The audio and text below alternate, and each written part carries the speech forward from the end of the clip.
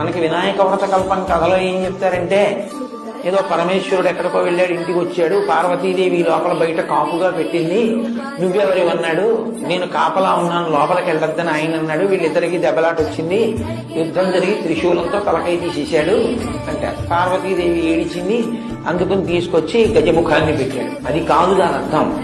గజాసురుడు అని ఒక రాక్షసుడు ఉండేవాడు. గజాసురుడు అన్న రాక్షసుడు లోకాలన్నిటినీ బాధ పెడుతున్నాడు. నువ్వు ఎలా చనిపోతావురా అంటే, నా ముఖం ఉన్నవాడు చదివితే నేను చచ్చిపోతాను.